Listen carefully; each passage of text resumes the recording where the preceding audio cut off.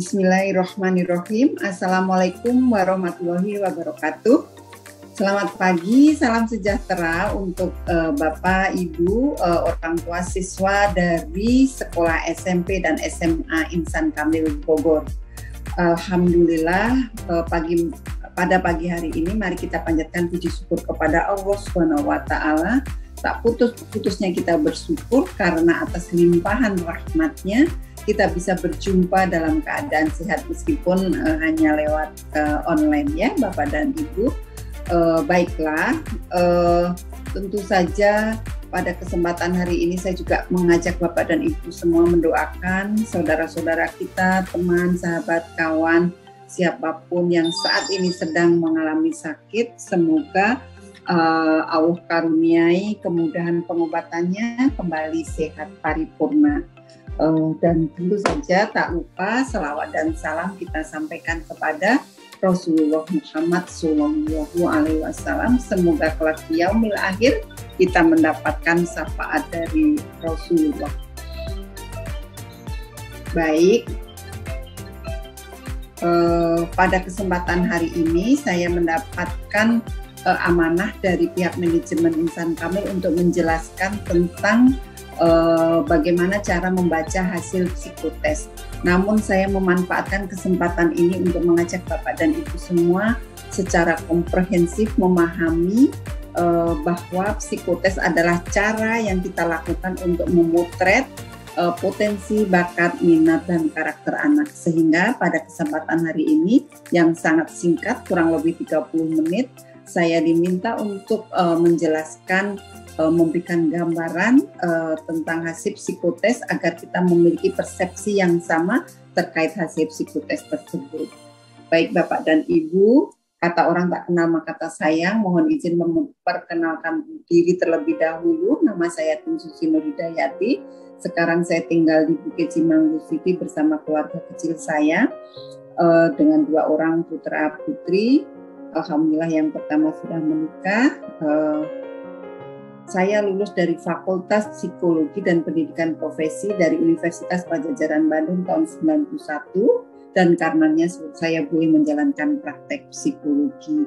Karena bagaimanapun sarjana psikologi belum boleh praktek dan baru bisa menjalankan praktek setelah mengambil pendidikan S2 atau profesi dan profesi psikologi baru disebut sebagai psikolog dan boleh menjalankan praktek psikologi. Baik, sehari-hari saya praktek di Biro Psikologi Optima Bogor, juga di Poliklinik Afiat PMI Bogor, dan di RSUD Bogor. Hanya karena sejak pandemi ini situasi tidak memungkinkan untuk praktek secara offline, maka layanan kami secara online. Baik Bapak dan Ibu, itu perkenalan singkat dari saya. Selanjutnya tentu saja mari kita bersama-sama untuk berbagi tentang bagaimana usaha kita sebagai orang tua menghantarkan anak meraih sukses.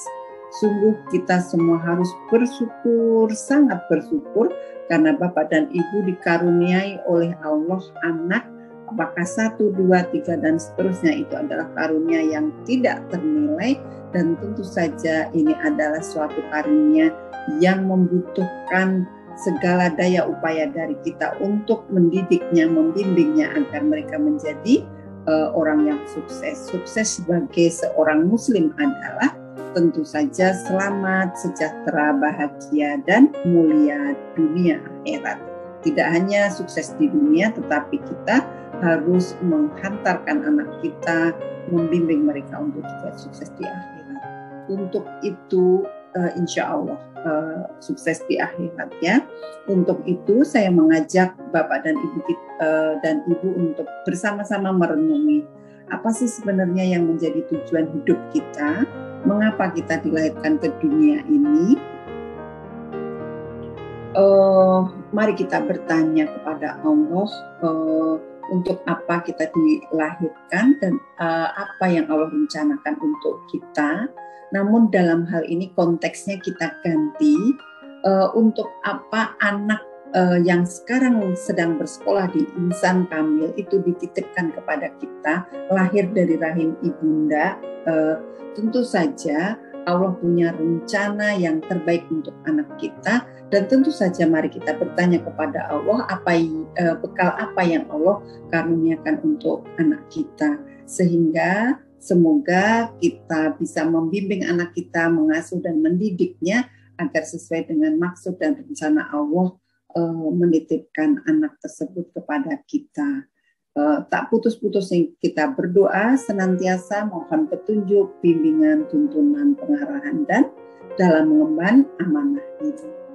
Baik Bapak dan Ibu, mari kita pahami apa tugas kita sebagai orang tua. Tentu saja satu sisi tugas kita dan bagaimanapun ketika kita menjalankan tugas terkandung maksud bahwa kita punya tujuan yang sangat mulia untuk menghantarkan anak kita menjadi sebaik-baik manusia yang kelak hidupnya bermanfaat bagi orang lain. Jadi tugas utama kita sebagai manusia sekarang sebagai orang tua dan tentunya kita nanti akan menularkan tugas ini kepada anak kita adalah bahwa kita ini sesungguhnya wakil Allah di muka bumi. Kita adalah khalifah Allah. Apa yang dimaksud dengan khalifah? Tentu saja bila kita bisa mampu menjadi rahmat bagi alam dan makhluk atau bagi sesama dan semesta. Menjadi rahmat kalau kita bisa bermanfaat bagi orang lain. Menjadi rahmat jika kita bisa menghantarkan anak kita kelak bisa menjadi manusia yang bermanfaat untuk orang lain. Seseorang dikatakan bermanfaat bila dia bisa membantu orang lain menjadi lebih baik. Membantu orang lain menjadi lebih baik tentu saja bila terjadi perubahan pada orang yang dibantu.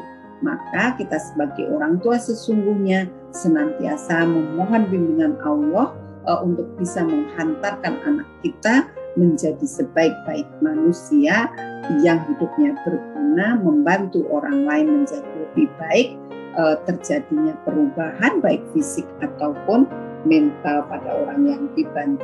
Masya Allah ya. Baik Bapak dan Ibu, saya akan teruskan perubahan apa saja yang harus kita perhatikan. Tentu saja dalam pola pikir anak kita, dalam hal penampilan dan kebiasaannya harus kita bangun memiliki akhlak yang terpuji, senantiasa memiliki motivasi untuk senantiasa mencapai prestasi atau kemajuan dan keberhasilan, terus memperkokoh sistem nilai, belief system, dan tentu saja mengajarkan kepada mereka, melatih mereka untuk memiliki keterampilan dalam bergaul atau berinteraksi dengan lingkungan, ataupun dalam hal komunikasi dengan lingkungannya.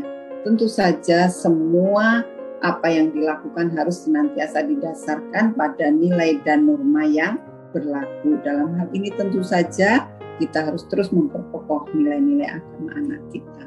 Nah, untuk webinar singkat pada pagi hari ini, bagaimana kita menghantarkan anak kita menjadi remaja yang hebat, saya mengajak Bapak dan Ibu untuk kembali, kenalilah diri anak kita, apa yang harus kita kenali, minatnya, bakatnya, terutamanya adalah kesukaannya, hobinya, dia punya kelebihan apa, dia punya kekurangan apa, fisiknya, dan seterusnya ya.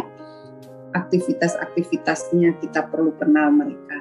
Lalu kita pahami potensi mereka, melalui psikotes kita akan mendapatkan gambaran tentang potensi intelijensinya, potensi bakat dia, dan juga minat karir dia, termasuk juga karakter dia. Setelah tentu saja kita memahami apa yang menjadi potensi anak, mulailah kita menghadapi suatu tugas yang besar, yaitu bagaimana kita memberikan stimulasi untuk mengembangkan potensi mereka dan terus memberikan dukungan setiap kali anak mengaktualisasikan diri. Ya, baik, kita mulai dengan sesi yang pertama, yaitu kenali anak kita. Pertama-tama saya mengajak Bapak dan Ibu untuk memahami siklus hidup. Terlepas dari takdirnya kapan kita dipanggil Tuhan Yang Maha Kuasa Allah Subhanahu wa Ta'ala, baik kita ataupun anak-anak kita, setiap manusia menjalani siklus hidup dari mulai lahir, kemudian memasuki masa bayi, masa kanak-kanak, masa anak sekolah, masa remaja dan masa dewasa, serta masa setengah baya dan seterusnya. Seperti yang Bapak dan Ibu perhatikan di gambar ini, ada garis bergelombang. Ini menandakan adanya masa kritis pada siklus hidup ini. Kalau kita perhatikan ada 4 garis bergelombang, berarti dalam kehidupan seseorang itu akan mengalami masa kritis itu adalah 4 kali. Kita lihat yaitu di masa bayi, masa remaja, setengah baya, dan usia lanjut. Baiklah, karena webinar kita fokusnya adalah tentang remaja, maka kita tentu saja lebih berfokus membicarakan tentang masa kritis anak di masa remaja. Yang jelas, Bapak dan Ibu, setiap masa perkembangan yang dilalui oleh seseorang, itu ada tugas perkembangan masing-masing. Tugas perkembangan itu harus terpenuhi, yang bila tidak terpenuhi itu bisa menyebabkan menghambat pemenuhan tugas perkembangan di masa berikutnya. Usia boleh bertambah tetapi belum tentu sikap dan perilakunya menggambarkan usianya. Usia boleh 17 tahun tapi marahnya, teriaknya, banting pintunya seperti anak umur 5 tahun, maka tentu saja Ananda mengalami hambatan perkembangan di aspek emosional pada usia 5 tahun gitu ya. Nah, tentu saja hal ini tidak ingin terjadi pada anak kita gitu ya, sehingga mari kita perlu perhatikan dengan baik apa yang menjadi tugas perkembangan di masa remaja ini, sehingga kita terus bisa membimbing mereka untuk kemudian menjadi dasar dan bekal mereka memasuki masa dewasa atau masa berikutnya.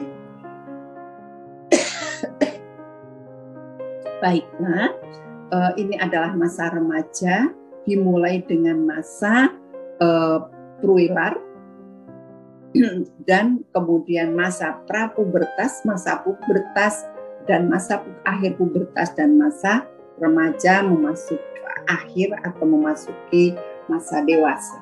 Baik Bapak dan Ibu, mari kita perhatikan apa yang menjadi aspek apa yang menjadi perhatian dan harus kita perhatikan pada perkembangan anak-anak kita, yaitu bahwa remaja kita itu mengalami perubahan yang sangat pesat di aspek biofisik, bentuk dan ukuran tubuh berkembang sangat pesat, dan organ seksual juga sudah mencapai kematangannya seperti orang dewasa.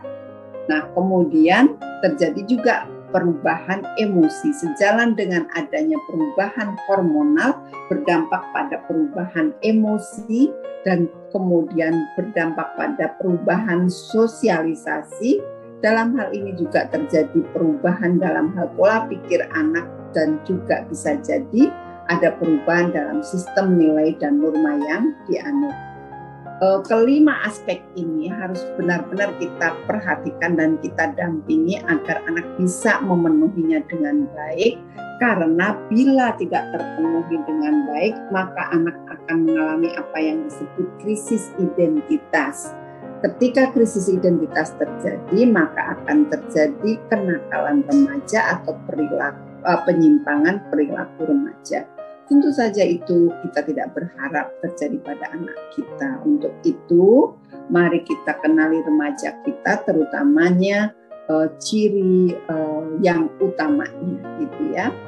Pada masa ini pertumbuhan fisiknya sangat cepat, terjadi perkembangan seksual yang menyolok, kemudian mulai tertarik pada lawan jenis dan mulai berkembang cara berpikir kausalitas. Dalam hal ini emosinya itu tidak stabil, suka meledak-ledak, dan memiliki kebutuhan untuk menarik perhatian lingkungan begitu kuatnya gitu, caper, pokoknya remaja itu caper banget gitu ya. Nah, kehidupan sosial mereka terikat dengan kelompoknya atau gengnya. mereka sudah mulai melepaskan keterikatan dengan keluarga. Kalau dulu ketika kecil senang kita ajak kemana-mana, justru setelah memasuki usia remaja susah sekali kita mengajak mereka ke berbagai acara kita orang tua ya. Baik, itulah perubahan yang terjadi pada remaja kita. Nah, ada ciri khusus pada masa pueral ini, yaitu anak laki-laki merasa diri kuat, anak perempuan emosinya berkembang, senang tertawa, bergembira. Mereka tidak suka diperlakukan sebagai anak kecil dan mulai bersikap kritis, bahkan cenderung menentang. Jadi seringkali orang tua memang mengeluh bahwa remajanya sudah mulai sulit diatur. Kadang bertindak tidak sopan dan melewati batas. Nah, apa yang ciri khusus lainnya pada masa remaja disebut masa negatif. Kenapa? Karena kemampuan belajarnya menurun. Anak di usia pubertas ini dia senang bermalas-malasan dan cenderung lamban melakukan sesuatu aktivitas gitu ya. Tidak lincah, tidak cekatan seperti ketika dia masih anak-anak dulu gitu ya. Kita melihat ada punya perubahan itu. Dan mereka juga sikapnya menjadi pasif gitu ya, cenderung menghindar kegiatan sosial dan menarik diri dari kegiatan sosial. Mengapa ini terjadi? Karena mungkin terkait perubahan fisiknya, di mana dia masih merasa belum terlalu percaya diri dengan perubahan fisik dia yang sudah menyamai orang dewasa, sementara mungkin kebutuhan dan pola pikirnya masih di usia anak-anak. Nah, pada usia ini juga terjadi apa yang disebut stabilitas emosi yang ditandai dengan adanya sifat agresif. Sebagian remaja senang menentang, memusuhi, bahkan memberontak gitu ya. Dan pada masa ini itu mereka mengalami apa yang disebut masa merindu puja. Kadang mereka merasa kesepian sehingga tentu saja membutuhkan perhatian dari orang tuanya. Ketika anak memasuki usia remaja, kadang sebagian orang merasa anak sudah besar sehingga mereka relatif melepas, tidak terlalu menunjukkan perhatian dan jarang ngobrol dengan anak karena mungkin kesibukan. Nah, dalam hal ini saya mendorong Bapak dan Ibu untuk tetap berkomunikasi secara intensif, menjalin kedekatan dengan remaja karena dia pada posisi sedang merasa kesepian dan juga sedang mencari figur pujaan gitu ya. Dalam hal ini objek yang dipuja sudah mulai jelas, artinya ada tokoh yang sudah jelas, baik anak laki-laki atau perempuan yang dia kagumi gitu ya. Nah, baik Bapak dan Ibu, Ananda yang sekarang sekolah itu lahir setelah tahun 2000 ya. Kalau sebelum tahun 2000 itu masih disebut generasi Z. Nah, saat ini sudah disebut generasi Alpha. Baik Bapak dan Ibu, saya rasa kita mengenali tahapan perkembangan mereka untuk membantu di mana posisi anak kita saat ini terkait dengan tugas perkembangannya. Lalu lebih dalam lagi perlu kita pahami apa yang menjadi kesukaannya, apa yang menjadi cita-citanya, hobinya, aktivitasnya, dan seterusnya. Selanjutnya, mari kita pahami potensi diri anak. Dalam kaitan siklus hidup, tadi saya sudah menyinggung bahwa masa remaja itu punya tugas perkembangan yang harus dipenuhi oleh anak-anak kita. Apa tugas perkembangan mereka? Pertama, dia harus mampu berperanan sesuai dengan jenis kelamin, mampu mengembangkan kemampuan intelektual dan keterampilan sosialnya, mampu membangun sistem nilai dan prinsip hidup, bisa menerima keadaan fisiknya. diharapkan setelah memasuki masa remaja ini, terutama remaja akhir, berarti SMA kelas 2, kelas 3, mereka udah tidak lagi mempermasalahkan keadaan fisiknya. Artinya mereka udah bisa bersyukur dan menerima keadaan fisiknya. Harusnya demikian.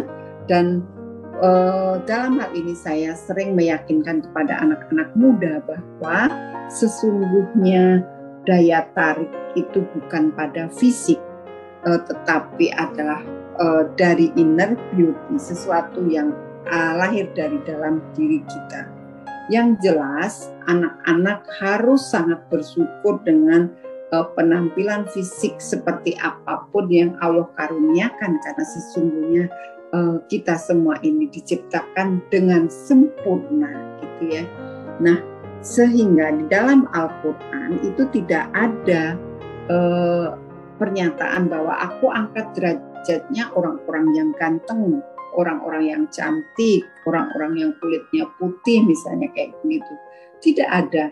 Yang Allah ungkapkan di dalam Al-Quran adalah bahwa aku angkat derajatnya orang-orang yang berilmu dan bertakwa. Nah, tidak ada aku angkat derajatnya orang-orang yang ganteng, aku angkat derajatnya orang-orang yang cantik, tidak ada. Sehingga anak-anakku semua harus yakin bahwa kecantikan dari dalam itulah yang tentu saja harus kita asah dari diri kita, ya. Nah, dalam hal ini sesuai dengan usianya, remaja juga harus sudah mampu menjalin relasi sosial secara matang baik dengan teman sebaya ataupun lingkungan sekitarnya. Juga sudah memiliki mantap dengan identitas dirinya, yang laki-laki mantap dengan maskulinitasnya, sedangkan yang perempuan mantap dengan feminismenya, gitu ya. Artinya sesuai dengan jenis kelamin.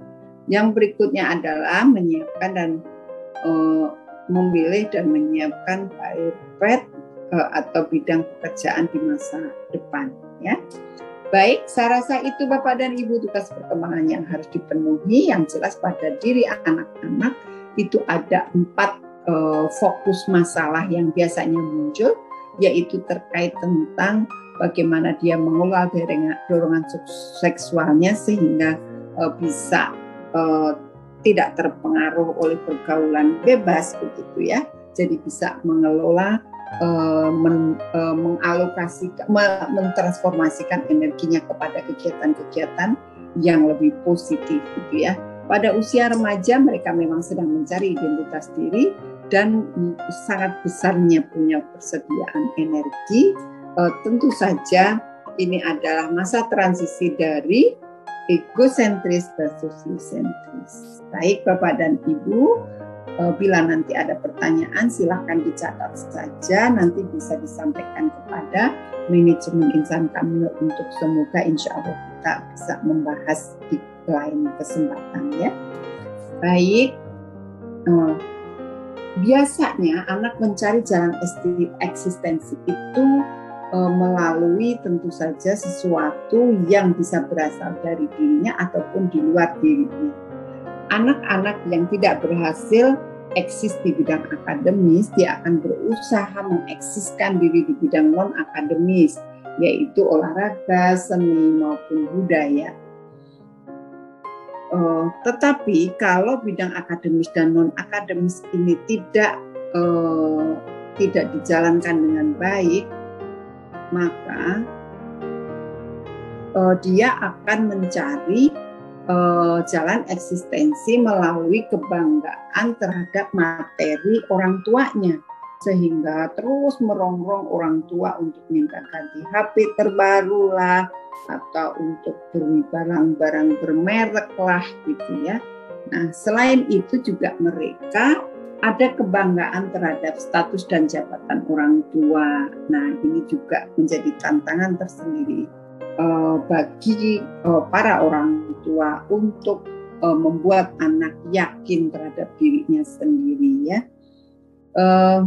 Tentu saja pada usia remaja ini bila jalan eksistensi bidang akademis dan kebanggaan materi ini belum terpenuhi, mereka akan cenderung mengikuti kemana arus mode berkiblat gitu ya. Jadi akan senantiasa mengikuti apa yang tren di waktu itu gitu ya. Yang berikutnya adalah keunikan diri, berperilaku berbeda atau menentang arus.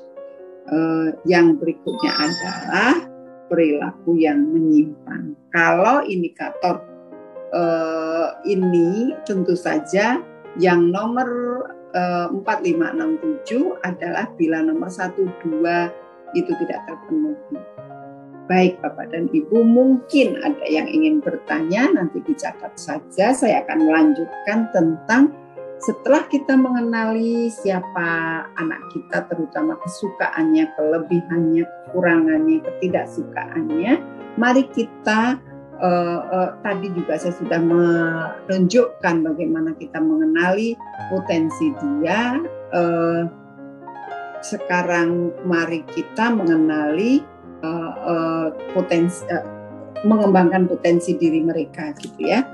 Nah, mari kita samakan dulu pemahaman kita terhadap istilah potensi, bakat, karakter, dan minat agar kita sama-sama persepsi yang sama.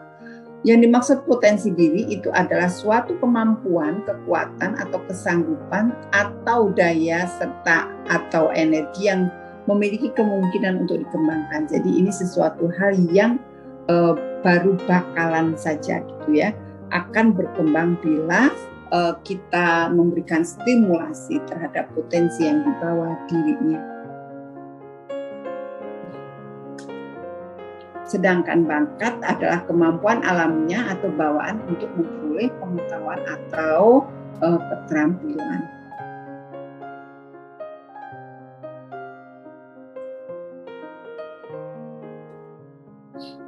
Selanjutnya adalah kita pahami minat. Apa sih minat?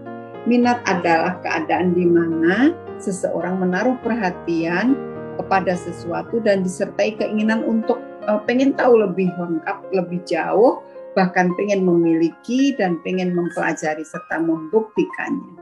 Minat tentu saja terbentuk setelah diperoleh informasi tentang suatu objek atau kemauan dan keterlibatan perasaan yang diiringi perasaan senang terarah pada objek atau kegiatan tertentu gitu ya. Baiklah, selanjutnya tentang karakter. Kita sering mendengar istilah karakter dan kepribadian. Ini dua hal yang seringkali pemahaman kita overlapping. Di sini saya ingin memperjelas bahwa karakter itu adalah kumpulan sifat, sikap, dan gambaran watak atau tabiat seseorang. Nah, karena ini merupakan gambaran watak, dari mana ya terbentuknya? Kita muncul pertanyaan seperti itu. Ini merupakan hasil dari internalisasi berbagai macam kebajikan yang diyakini, yang mana itu kemudian menjadi landasan seseorang untuk berpikir, bersikap, bertindak, bahkan menggambarkan cara pandangnya. Sedangkan kepribadian itu adalah pola menyeluruh semua kemampuan, perbuatan, serta kebiasaan seseorang, baik itu menyangkut jasmani, rohani, ataupun emosi yang ditata dalam cara yang khas sebagai fungsi dari faktor bawaan dan aneka pengaruh lingkungan luar. Nah, dalam hal ini kita menjadi mengerti bahwa karakter karena itu kumpulan sifat maka bisa dikelompokkan, bisa digolong-golongkan, sedangkan kalau kepribadian itu sifatnya unik, berbeda satu dengan yang lainnya. Meskipun mungkin orang tuanya sama. Baik, mari kita identifikasi potensi anak kita, potensi fisiknya, intelektualnya, emosinya, sosial atau spiritualnya. Dalam hal ini fokusnya saya adalah terkait tentang potensi intelektual. Definisinya seperti apa? Saya rasa Bapak dan Ibu tinggal googling. Yang jelas saya ingin mengingatkan kembali, meskipun sudah berlalu, mereka melalui masa anak-anak ini, sungguh bahwa saat bayi dilahirkan itu punya 1 triliun sel otak. Masya Allah ya. Setiap sel memiliki ribuan cabang atau tentakel, di mana cabang itu menghubungkan satu sel otak dengan sel otak lainnya. Di mana setiap satu sel otak berhubungan dengan 100.000.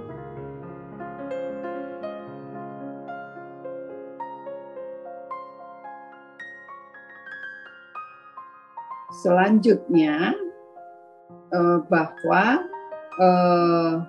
sesungguhnya Allah menciptakan karunia kecerdasan yang terkandung pada otak anak kita, itu dibagi menjadi 2. Otak kiri mengatur bagian tubuh sebelah kanan, bekerja dan mengingat kata-kata verbal, logis, matematik, fakta, analisa, syair, nyanyian, dan seterusnya. Sedangkan otak kanan itu lebih ke aktivitas kreatif terkait warna, artistik, visualisasi, intuisi, gagasan, khayalan, dan seterusnya. Bapak dan Ibu, setiap anak yang dilahirkan baik laki-laki atau perempuan itu masing-masingnya dilengkapi hormon feminin dan hormon maskulin sekaligus, sehingga bila anak perempuan itu stimulasinya lebih banyak aktivitas maskulin, maka dia tumbuh menjadi anak yang maskulin yang kita sebut sebagai tomboy gitu ya. Sedangkan anak laki-laki kalau stimulasinya lebih banyak aspek di perempuannya, atau dia lebih banyak bergaul dengan saudara-saudara perempuannya, maka aspek feminisme dalam dirinya itu relatif lebih menonjol dibandingkan aspek maskulin. Baik Bapak dan Ibu, inilah gambaran otak anak perempuan dan anak laki-laki. Secara umum bahwa perempuan lebih cepat memiliki kemampuan membaca dan menulis dibandingkan laki-laki. Namun pada akhirnya setelah usia 18 tahun, kalau perempuan itu otak kanan dan kirinya berkembangnya sudah seimbang, sedangkan pada anak laki-laki di usia 6-12 tahun itu akan berkembang otak kanan dan otak kirinya sejalan sampai kemudian menginjak usia 18 tahun, gitu ya. Nah, bagaimana dengan emosi anak perempuan? Anak perempuan memang terkena emosional, namun demikian dia masih bisa melakukan aktivitasnya. Misalnya contoh sederhana, kalau perempuan itu sambil masak, sambil ngepel kakinya dan seterusnya, bahkan kemudian sambil nangis pun bisa. Kalau anak laki-laki tidak bisa. Anak laki-laki biasanya kalau melakukan aktivitas itu fokus pada aktivitasnya, sehingga kadang kita orang tua sering dibuat jengkel karena manggil beberapa kali anak tidak segera memberikan respon. Selanjutnya, apa yang kita perlukan untuk mengidentifikasi potensi anak kita, gitu. Salah satunya adalah melalui psikotes. Nah, sebelum menginjak ke arah sana, saya ingin sedikit menjelaskan bahwa istilah intelijensi, kecerdasan, serta ability itu sesuatu hal yang berbeda. Kalau intelijensi itu adalah menampilkan kapasitas intelektual untuk dapat menyelesaikan permasalahan yang terjadi di lingkungannya, sedangkan kecerdasan adalah kemampuan seseorang menyelesaikan tugas baru dengan cepat dan tepat, gitu. Jadi berarti kalau kecerdasan adalah keahlian di bidang tertentu saja. Sedangkan ability itu menyangkut potensi kemampuan menyangkut tentang pengertian bahwa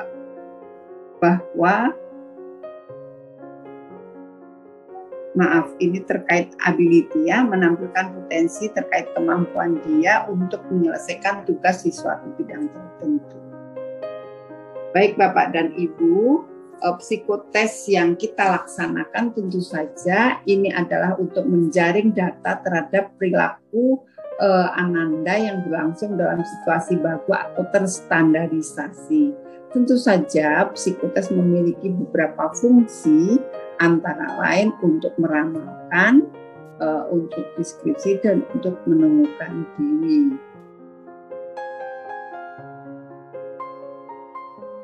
Nah, untuk kesempatan saat ini adalah psikotesnya lebih untuk fungsi prediksi atau meramalkan gitu ya, apakah dia akan berhasil menempuh pendidikan formal kalau mengambil jalur ini, jalur itu gitu ya.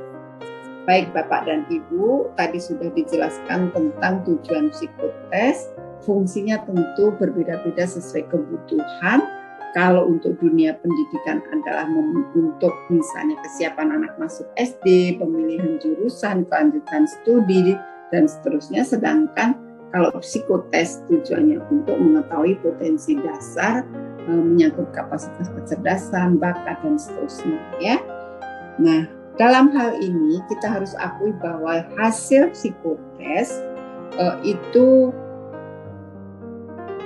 dipengaruhi oleh banyak faktor. Salah satu faktornya adalah jenis alat tes yang digunakan, kemudian kondisi anak itu sendiri, apakah sedang bete, sedang senang, atau sedang malu, dan seterusnya, itu bisa jadi berpengaruh.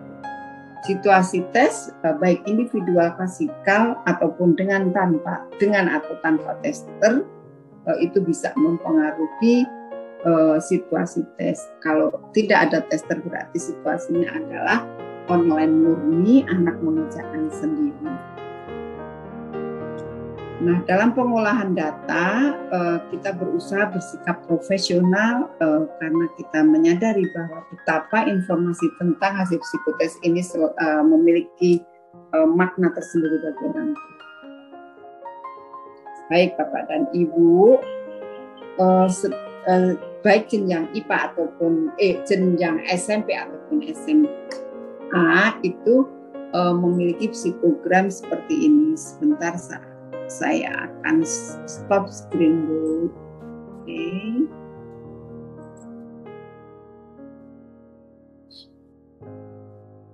Saya ingin memberikan contohnya. Psikogram. Sudah terlihat ya. Ini psikogram untuk siswa kelas 9, tetapi juga berlaku juga untuk kelas 1 bisa juga. Apa yang digali itu terkait kemampuan intelektual, daya nalar, daya ingat, daya tangkap, daya bayang uang, dan seterusnya gitu ya. Nah, nanti muncul bakat teknik, bakat eksakta, bakat sosial, dan seterusnya. Nah, kemudian muncul istilah sumber energi psikis. Sumber energi psikis itulah yang memiliki peran cukup besar, meskipun kelihatannya cuma salah satu aspek daripada psikogram ini, di mana energi psikis yang dimiliki anak itu menggambarkan daya tahan kerja anak, daya saingnya juga gitu ya. Intinya adalah bagaimana anak kita latih untuk senantiasa nampak energik dalam berbagai macam situasi. Lalu muncul istilah taraf kecerdasan dan skor. Ini tentu saja setiap orang tua pengen tahu hasil psikotesnya seperti apa. Nah, taraf kecerdasannya tertulis di bagian bawah ya. Di bagian bawah ini. Terus kemudian IQ-nya berapa. Selanjutnya minat pelajaran atau minat atau tidak minat pelajaran, arah minat karir, dan seterusnya. Itu akan semakin memperkaya pemahaman kita terhadap potensi mereka, gitu ya. Baik, Itu salah satu contoh psikogram. Saya akan lanjutkan dengan materi presentasi yang lainnya.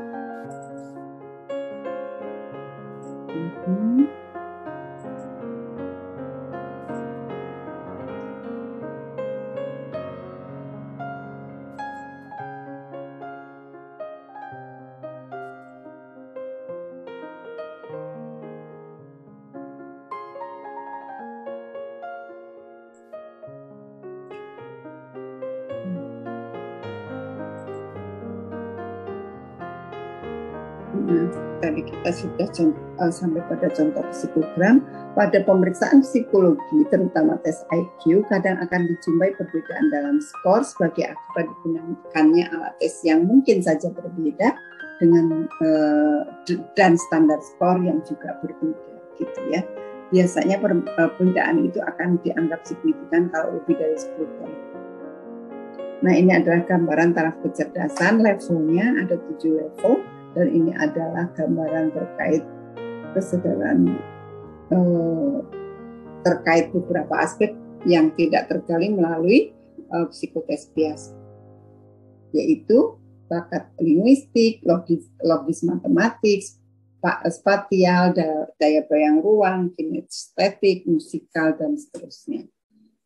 Baik Bapak dan Ibu, ini sebagai pembanding saja betapa alat tes itu beragam dan memiliki standar yang serupa tapi tidak sama, sehingga tentu kita lebih bijak, lebih baik melihat hasil psikotes itu bukan pada skor tetapi pada levelnya. Misalnya anak kita skornya 109, dia berada di atas rata-rata, maka artinya bahwa anak kita satu tingkat pemahamannya lebih cepat dan lebih mudah dibandingkan yang di bawahnya. Begitu seterusnya.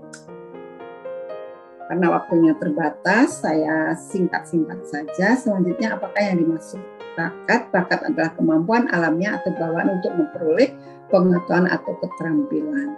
Dalam hal ini, bakat yang kita identifikasi adalah bakat intelektual dan bakat 7 bakat yang tadi saya sudah sebutkan, ya. Saya rasa ini nanti bisa aja dibagikan materinya, termasuk terkait definisi bakat, ya. Nah, yang perlu kita ketahui Bapak dan Ibu, apa sih yang menjadi penyebab bakat itu tidak muncul secara optimal? Satu, karena ada faktor dari dalam diri dia, artinya dia kurang berminat untuk mengembangkan bakat-bakat yang dia miliki, atau kurang termotivasi untuk mencapai prestasi yang tinggi, atau mungkin juga punya kesulitan pribadi sehingga dia mengalami hambatan pengembangan diri dan berprestasi. Tetapi tidak jarang juga sebabnya dari faktor lingkungan. Misalnya orang tua kurang mampu untuk menyediakan kesempatan seperti ini, di mana bakatnya itu akan muncul secara optimal.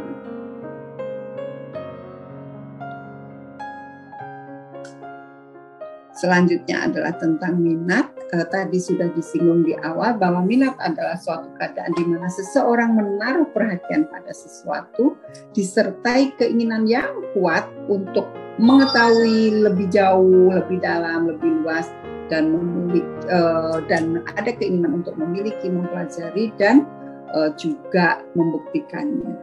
Minat ini terbentuk setelah diperoleh informasi tentang objek atau kemauan dan keterlibatan perasaan seseorang.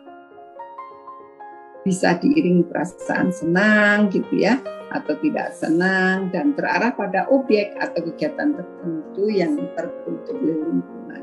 Baiklah, ini salah satu minat aja di masa depan untuk anak-anak. Baik Bapak dan Ibu, saya minta sedikit tambahan waktu, sudah lebih dari 30 menit kayaknya ya. Selanjutnya adalah hasil psikotes juga melihat tentang karakter tadi. Bapak dan Ibu, sesungguhnya karakter itu dibagi menjadi 2 kelompok besar, yaitu ekstrovert dan introvert. Seperti ekspresi daripada gambar ini, kita bisa melihat bahwa orang yang ekstrovert itu cirinya terbuka, ekspresif, belak-belakan, senang berbicara, optimis, berorientasi keluar dirinya, minat sosialnya menonjol, senang bergaul, senang menjadi pusat perhatian gitu ya. Sedangkan introvert itu tertutup, bicaranya lunak, berorientasi ke dalam dirinya, dan cenderung menyembunyikan perasaannya gitu ya. Biasanya suka pesimis dan menarik diri dari pergaulan. Bapak dan Ibu, introvert lebih jauh lagi adalah menggambarkan tentang adanya suatu sikap di mana dia justru akan mengalami kelelahan atau rasa kurang nyaman ketika dia berada di lingkungan sosial yang ramai. Kadang dia merasa kesepian di tempat yang ramai dan akan memilih untuk menyendiri dan memiliki, dan biasanya lingkaran pertemanannya relatif kecil. Bukan sesuatu hal yang buruk dan perlu dikeluhkan yang membuat anak semakin tertekan. Yang jelas, apapun sebenarnya, apakah dia introvert atau extrovert, terutamanya untuk yang introvert, bukan berarti mereka tidak bisa bergaul. Mereka mampu berinteraksi dengan lingkungannya, dengan orang lain, hanya saja memang dia memilih membatasi pertemanannya. Itu sih terutamanya tentang introvert gitu ya. Sedang ekstrovert sesuai dengan gambar ini, Bapak dan Ibu sudah bisa membayangkan, mereka adalah anak-anak yang terbuka, berenergi tinggi, dan cenderung banyak bicara serta menikmati tugas, menikmati situasi sosial, mencari pengalaman baru dan merasa nyaman dengan kelompoknya gitu ya. Di samping itu, selain extrovert dan introvert, itu ada yang kita sebut sebagai ambivert. Ambivert adalah tipe kepribadian antara introvert dan extrovert gitu ya. Jadi dia ada sisi introversinya dan sisi ekstroversi, di mana itu berkembang secara seimbang. Jadi tentu saja seorang ambivert itu bisa menjadi pendengar dan komunikator yang baik. Dia bisa memilih waktu kapan dia berbicara dan kapan mendengarkan, adaptasinya cukup cepat dan mampu menilai situasi dan bisa mengambil keputusan dengan situasi tersebut dengan tepat gitu ya. Nah, baik Bapak dan Ibu, tadi kita sudah sebutkan bahwa sesungguhnya dasar tipologi kepribadian itu ada dua, introvert dan extrovert. Namun Hippocrates memberikan gambaran lebih luas untuk mengelompokkan menjadi 4 kelompok, yaitu extrovert yang berorientasi pada tugas dan extrovert berorientasi pada orang. Demikian juga introvert. Kita mulai dengan extrovert yang berorientasi pada tugas. Mereka disebut sebagai koleris dengan kata kunci kuat. Kita sudah bisa membayangkan kata kuat gitu ya. Orangnya ambisius, penuh semangat, nggak mudah menyerah gitu ya. Berjuang, bergerak cepat gitu. Sedangkan ekstrovert yang orientasinya orang itu disebut sebagai sanguinis. Kata kuncinya adalah populer. Dia senang sekali menjadi pusat perhatian dan selalu mencari cara untuk bagaimana menjadi pusat perhatian orang lain gitu ya. Orangnya ramah, terbuka, ekspresif, lincah gitu ya. Nah, sedangkan introvert yang berorientasi pada orang itu berorientasi pada tugas itu disebut melankolis. Kata kuncinya sempurna. Orang-orang yang melankolis, orang-orang yang tertib, teratur, prosedural, senang menyukai detail, senang berpikir dan seterusnya. Sedangkan kalau introvert yang orientasinya kepada orang itu disebut pragmatis. Kata kuncinya damai. Pembawaannya tenang, kalem gitu ya, tidak terburu-buru, bahkan cenderung santai gitu, tidak menyukai adanya konflik, jadi suka mengalah. Nah, Ini gambaran tentang, mohon maaf,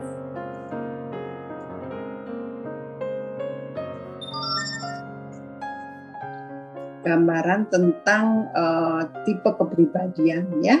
Ada koleris kuat, sanguinis populer, melankolis sempurna, dan pragmatis damai. Mungkin kalau tertarik ingin tahu Bapak dan Ibu cukup di foto saja. Saya tidak memungkinkan untuk menjelaskan karena waktunya terbatas. Selanjutnya adalah ini kehidupan emosinya, silahkan di foto juga. Orang pragmatis, rendah hati, mudah bergaul, diam, tenang gitu ya. Melankolis, mendalam dan penuh pemikiran, serius dan tekun. Koleris, kelihatan banget bakat pemimpinnya, orangnya dinamis, aktif gitu ya. Sedangkan sanguinis, kepribadiannya menarik, suka berbicara, menghidupkan suasana dan seterusnya. Nah, selanjutnya setiap anak juga punya gaya belajar yang berbeda-beda. Ada gaya belajar visual, lebih senang ditampilkan. Ada juga auditori, lebih banyak mendengarkan gitu ya, atau kinestetik, sambil bergerak, artinya sambil dipraktekkan gitu ya. Nah, apapun gaya belajarnya, apapun karakternya, berapapun potensinya, apapun bakat dan minatnya, tentu kita sebagai orang tua harus memahami bahwa setiap anak memiliki bakat, minat, juga potensi, karakter, gaya belajar yang berbeda-beda. Dan tentu saja kita punya tugas terutamanya adalah mari kita dukung apapun hal-hal baik yang diminati anak. Dalam hal ini mari kita dorong anak dan putra-putri kita untuk menggapai langit, karena jika meleset pun putra-putri kita akan tetap berada di antara bintang-bintang. Untuk itu mari kita hargai cita-cita dan impian anak-anak kita, karena kedua hal itu merupakan roh jiwa anak kita dan cetak biru prestasi puncak anak-anak kita. Baik Bapak dan Ibu, saya rasa waktunya terbatas dan lebih dari 30 menit, maka segera saya akhiri. Dalam hal ini saya mengajak Bapak dan Ibu membangun karakter anak kita dari yang paling dasar dan sederhana, yaitu mengembangkan sikap berani. Apa yang dimaksud keberanian? Itu adalah tetap berani melakukan hal yang benar atau baik meskipun ada rasa takut. Dalam hal ini anak-anak biasanya saya ajarkan tentang memiliki 5 keberanian. 1, berani melakukan hal-hal yang baik meskipun sulit. 2, berani berkata tidak untuk ajakan yang salah. 3, berani berbeda di tengah arus mayoritas yang salah. Jadi tetap berani berbeda di tengah arus mayoritas yang salah, berani mengikuti kata hati yang benar meskipun tersisih karenanya, dan berani bersikap ramah serta bersahabat dengan semua orang. Dengan 5 keberanian ini paling tidak ini menjadi dasar karakter anak untuk mudah dia insya Allah tumbuh dan berkembang. Saya rasa demikian. Saya ucapkan banyak terima kasih atas perhatian Bapak dan Ibu. Tentu saja banyak kekurangannya, dan jika ada penjelasan yang kurang jelas, Bapak dan Ibu sekali lagi boleh menuliskan pertanyaan melalui email ini, atau Bapak dan Ibu boleh mencatat nomor telepon ini, juga menghubungi staf kami ya untuk keterangan lebih lanjut. Baik, saya rasa saya tutup dan saya ucapkan alhamdulillahirabbil alamin. Terima kasih yang sebesar-besarnya. Bila taufik wal hidayah. Assalamualaikum warahmatullahi wabarakatuh.